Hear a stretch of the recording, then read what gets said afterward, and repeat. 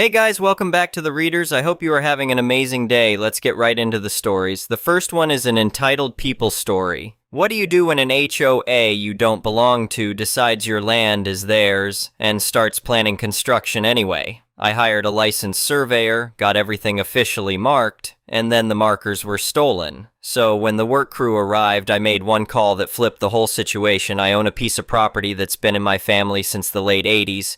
It's about 2 acres, mostly wooded, with this beautiful row of mature oak trees along one side and a small creek that cuts through the back corner. The house itself is nothing fancy, just a solid ranch-style place my parents built back when this whole area was still rural. About 15 years ago, a developer bought up all the farmland around me and put in one of those upscale subdivisions. You know the type. Brick mailboxes, streetlights that look like old-timey gas lamps, CC&Rs thicker than a phone book. The houses all look basically identical, except some have the garage on the left and some have it on the right. Every lawn is exactly 2.5 inches tall. That kind of place. My property predates all of it, so I'm not part of their HOA. Never have been, never will be. My deed is clear, my property taxes are separate, and legally there's no mechanism for them to force me in. But that doesn't stop them from acting like I'm some kind of blight on their perfect little kingdom. The HOA president has hated my property since day one. I'm not exaggerating. This guy drives past my place every single day on his way in and out of the neighborhood, and I can see him scowling through his windshield. My house is older, my yard is natural instead of manicured. I have actual trees instead of ornamental bush. It drives him absolutely insane. For context, I'm an engineer. I work in manufacturing, and my whole job is basically documentation and process control. I'm the guy who makes people fill out forms in triplicate and keeps every email thread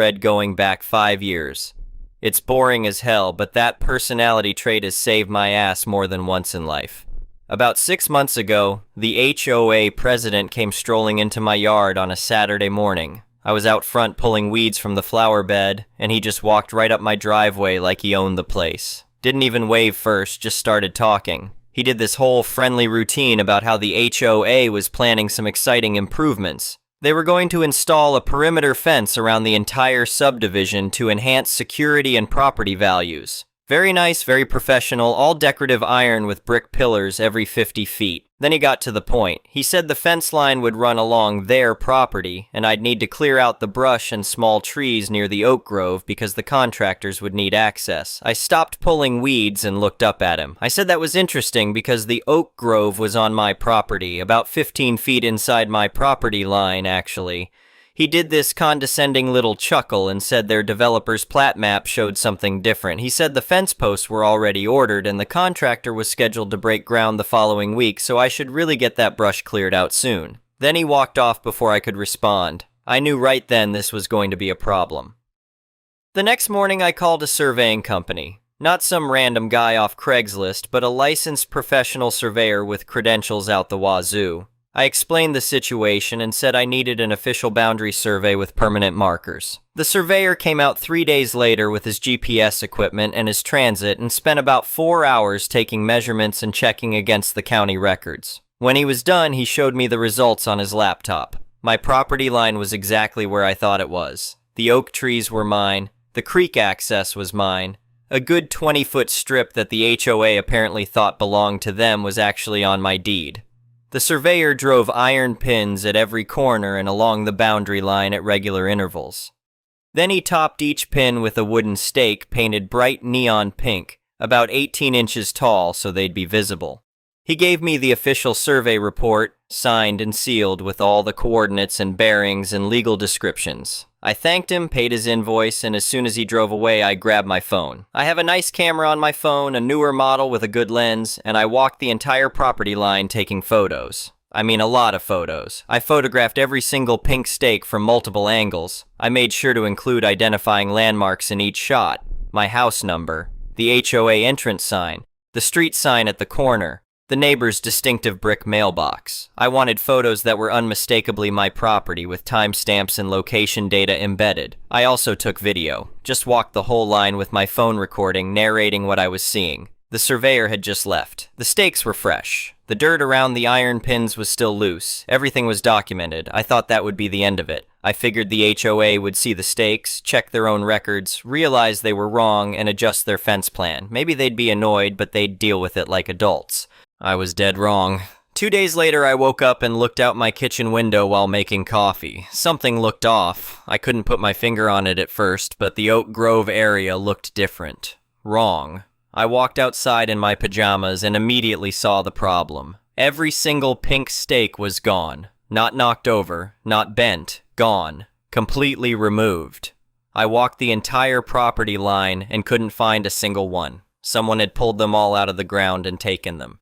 The iron pins were still there, driven into the dirt, but without the stakes on top, you'd never see them. You'd have to know exactly where to look and probably use a metal detector. I stood there in my yard, coffee mug in hand, just staring at the empty spots where the stakes had been. I wasn't even mad yet. I was more amazed that someone actually thought this would work. I went back inside and checked my phone. All the photos were still there, obviously. Time-stamped, geotagged, the whole deal. I backed them up to 3 different places, including emailing them to myself and uploading them to cloud storage.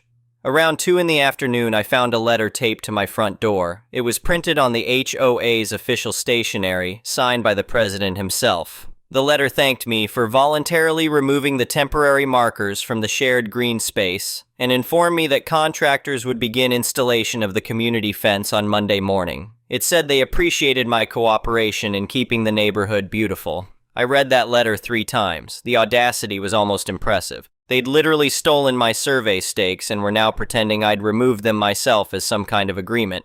I didn't drive over to the HOA president's house. I didn't yell or make a scene. I went to my filing cabinet and pulled out the survey report. Then I did some research. In my state, survey markers are legally protected. Removing, destroying, or disturbing them is a misdemeanor. It's taken seriously because property boundaries are the foundation of real estate law. The statute includes fines and even jail time for intentional removal. I made copies of everything. The survey report, my photos, the HOA's letter. I organized it all in a folder. Then I waited. Monday morning arrived. I was working from home that day, which turned out to be perfect timing. Around 8:30, I heard trucks rumbling past my house. I looked out and saw a small excavator on a trailer, a pickup truck, and a white cargo van all parking along the street near my property line.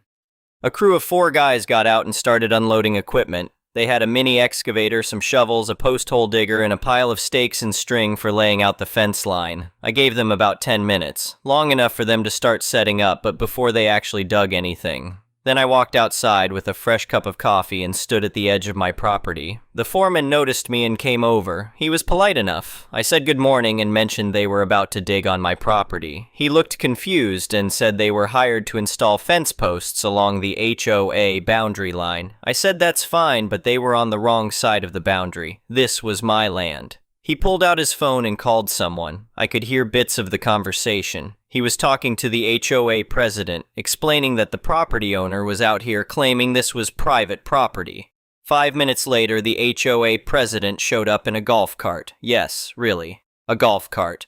He lives in the neighborhood and apparently uses it to cruise around playing king of the subdivision. He climbed out of the cart and walked over with this huge smirk on his face. He completely ignored me at first and talked to the foreman. Told him everything was fine, this was HOA property, and they should continue with the work as planned. The foreman looked uncomfortable. He said maybe they should wait and verify the property line first. The HOA president got louder. He said there was nothing to verify, the developer's map was clear, and this person had no documentation to the contrary. I spoke up and said I had a certified survey done less than a week ago. The property line was clearly established, and this was my land.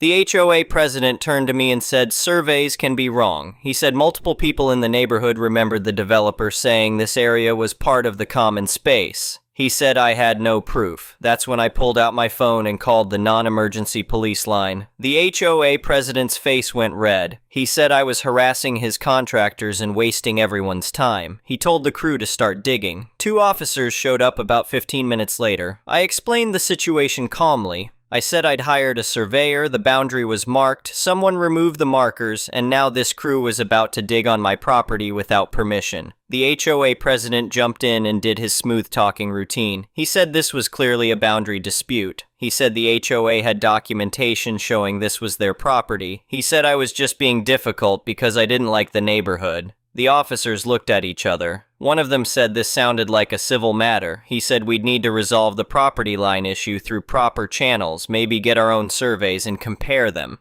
He basically said the police couldn't do anything. The HOA president smiled. He actually smiled. Then he turned to the foreman and said to go ahead and start digging. I looked at the foreman and said if he dug a single hole, I would be naming his company specifically in a lawsuit for destruction of property and trespass. I said I had documentation proving this was my land and whatever the HOA president was telling him was false.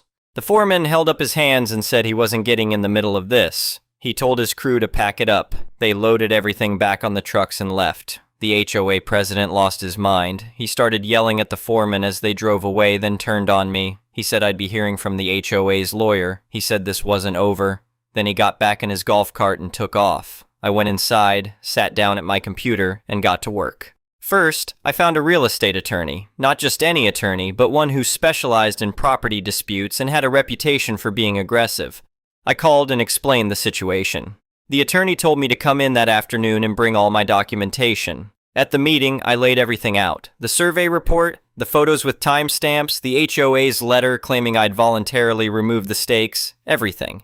The attorney looked it over and actually laughed. He said this was one of the clearest cases he'd seen in years. He drafted a letter that same day. It went to the HOA board, the HOA's management company, and the HOA's insurance carrier. The letter included copies of the survey, copies of my photos, and a very detailed explanation of what had happened. The key part was this. The letter explained that removing official survey markers was a criminal act in our state. Because the HOA president had committed an intentional knowing violation of the law, the HOA's directors and officers' insurance policy would not cover them. The liability would fall personally on the board members who authorized or participated in the action. The letter demanded that the HOA immediately acknowledge my property boundary in writing, pay for a new survey to replace the markers they destroyed, and reimburse all my legal fees. It gave them 5 business days to respond. My attorney also helped me file a report with the county sheriff's office. Not the city police who'd shown up at my house, but the county property crimes division. I gave them copies of everything and filed a formal complaint about the removal of the survey markers. Then I waited again. 3 days later, I got a call from a different lawyer. This one represented the HOA, and he sounded stressed. He said the HOA was willing to resolve this matter amicably. He said there had been some confusion about the property line and the board wanted to make things right. I told him to talk to my attorney. Over the next week, things moved fast. The HOA's insurance company apparently sent them a letter saying the policy wouldn't cover this situation and they were on their own. The board held an emergency meeting. 3 of the 5 board members voted to accept my terms immediately. The HOA paid for a new surveyor to come out and replace all the markers. They reimbursed me for my first survey. They paid my attorney's fees in full. And they signed a formal boundary line agreement acknowledging exactly where my property ended and theirs began. But the best part came at the next regular HOA meeting. I didn't go, but I heard about it from one of the neighbors who was friendly with me. Apparently about 40 people showed up, which was way more than usual. The HOA president tried to run the meeting normally, but people kept asking about the legal fees. See, the whole thing had cost the HOA almost $12,000. New survey, my attorney, their attorney, administrative costs, all of it. That money came out of the HOA's reserves, which meant they were going to have to either cut planned projects or raise dues. People were furious. This guy had cost them all money because he tried to steal a piece of land that didn't belong to the HOA. Multiple people demanded his resignation. He tried to defend himself, saying he was protecting property values and he thought the land belonged to the community. Someone apparently asked why he thought that. He didn't have a good answer. He just kept saying the developer's map showed it differently, but when pressed, he admitted he'd never actually looked at any official records. He'd just assumed. They voted him out, 4-1, with him being the only vote in his own favor. He resigned from the board entirely that night. After that, I made one more decision. I hired a fence company to build a privacy fence along my entire property line on the oak tree side. Not on the boundary line itself, but about 6 inches inside my property, so there'd be no question it was legal. I didn't go fancy. Just a solid 6-foot wooden privacy fence, the kind you see in every suburban backyard. It was tall enough to block the view, sturdy enough to last 20 years, and completely within code. The fence went up in 2 days. It ran right along the property line, blocking the HOA's view of my oak trees and my creek access. Now when they looked out from their perfect little subdivision, they saw a wooden wall instead of a natural grove. I mounted one small sign on the fence facing their side. Just a simple metal plaque that read, "Private property. Not an HOA member." I also installed security cameras, 3 of them, covering the property line from different angles, recording 24/7 to cloud storage. I wasn't taking any chances.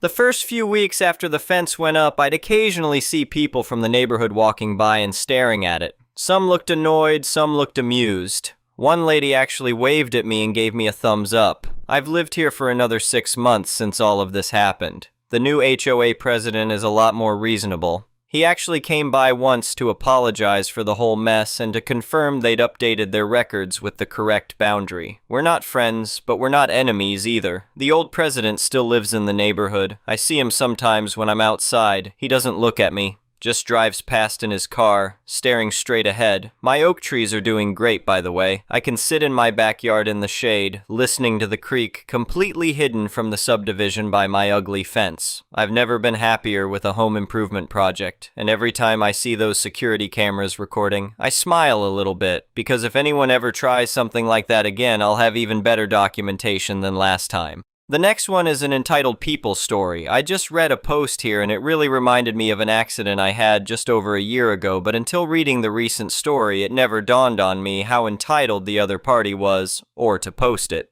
Anyway, I reflected on it for some time to give extra detail for, hopefully, a fun read. It had recently snowed, but this particular morning the roads were clear and we had a sprinkle that was melting on contact, beyond cold outside, like negative. I was somewhat on autopilot, headed to drop my kid off at daycare and go to work. While stopped, I hear a bang and a car slams into the back of me, so hard it totaled my full-size truck, but I wouldn't find that out for weeks later. My initial reaction is your typical WTF, but my son thinks it was awesome and is laughing hysterically, so I can't help to kinda soften up. It's super cold, so for 2 to 3 minutes, no one does anything. Then I get out and the driver behind me is not saying much, has an attitude. Again, my kids are in the care, so I'm cautious and not a small dude.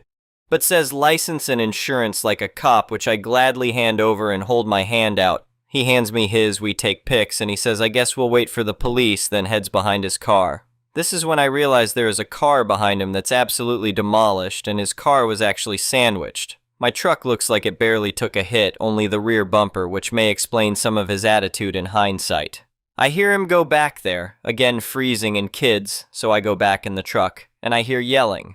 The lady is going off and he is nodding and pointing at me. The cop arrives and starts taking my info while these two are full on Sherlock Holmes mode, taking pics of the intersection and their cars and my truck, etc., etc. I can see them in my mirror. As this is happening, I think nothing of it because here in the US, in 99% of cases, the person who rear-ended the other is at fault. And in 100% of cases, if you hit a stopped vehicle, you are at fault. So I'm chilling. The cop is cool, seems cut and dry, then tells me to come with him. He looks at my kids and says, "Actually, wait here." Somewhat noteworthy, my kids are mixed and I am from another country originally while everyone else involved is as white as unseasoned chicken. About 10 minutes go by, the cop comes back, and at this point the tone is completely different, very confrontational, and I don't get it. Then I finally put it together when he says, "Why did you slam on your brakes?" I start saying I didn't. I was stopped, and he's somewhat level but rude, saying the intersection is 20 yards back, at least 4 car lengths. Was I about to turn or what? I'm kind of panicking now because how do you prove you were stopped if 2 people are allied lying? Who remembers exactly why they slowed down or stopped as they were on their regular commute? It's also like 7:30 a.m. and freezing cold. After stuttering through saying I was stopped, man, and trying to say my kid's daycare is 2 more turns away, I didn't stop for nothing. The cop walks away shaking his head, says to hold tight. At this point, my kids aren't laughing. The energy has changed completely and I'm quiet and enraged. Romeo, guy who hit me, walks back towards my truck, kinda half smirking, while his new beloved is just standing next to her mess of a car, arms folded full Karen mode. As he approaches, he's shaking his head, saying something like, "What on earth?" And I roll my window down and interrupt to say, "You know I was stopped." He chuckles and says, "Bud, it's barely snowing, I saw no brake lights, and you absolutely totaled her car." I am not a morning person. I say walk away very firmly, and as he starts to speak, the cop comes up behind him, says, "I got this Romeo." But he actually knew the twat's name, like they had somehow bonded that quickly. He has a stack of papers and is obviously ready to cite me to death. Cue up Universe. A Christmas song comes on my Spotify, and my kids love. I start talking about their various Xmas toys. I think it just barely took my mind there, and I suddenly remember, like an idiot, I just got a dash cam a couple months ago for Xmas. In my defense, it's very small and connects to your phone when you want to view video, otherwise just sits in the car plugged in, and I literally set it up Xmas night and forgot it completely. The cop asks to see my insurance and I hand it to him while basically scrambling on my phone to find what app it was. As he's talking, I see a still on the app of this exact same spot, and it has the current time. I click it and say I think my dash cam has this. The cop steps back and I see his whole face shift. He realizes maybe I'm not a liar and says I don't see the red Explorer there. I say no, it's a cheap cam, only has the front. He says, "Does it show why you stopped?" I apologize because the app is not loading the damn video. Cop goes back to being the cool guy I first interacted with, waves at my kids and stuff while I look. Like 5 minutes go by, and this poor dude has had enough, hands me his card with his cell phone number and says to send it to him. Long story short, the video was like my entire commute, 30 minutes, so when it finally loaded, it actually downloaded, but I didn't have any way to send such a long video. I get out to flag him down, and I see the lady is standing at his cruiser going off, and her new boy toy is right there with her too. Cue up Sweet Vindication. They all start heading towards me. I think the cop remembers last second I have kids and says back in your vehicles to them. She almost screams at him, "I'll be right here."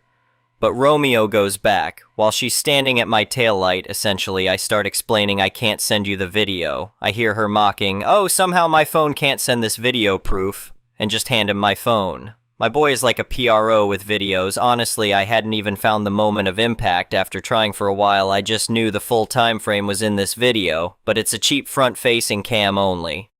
In what felt like maybe 30 seconds, he says, "Here it is," and asks me to cut the music. Yes, my dumbass hadn't even pieced together that the dash cam has audio BC. All I was hearing was the Xmas songs.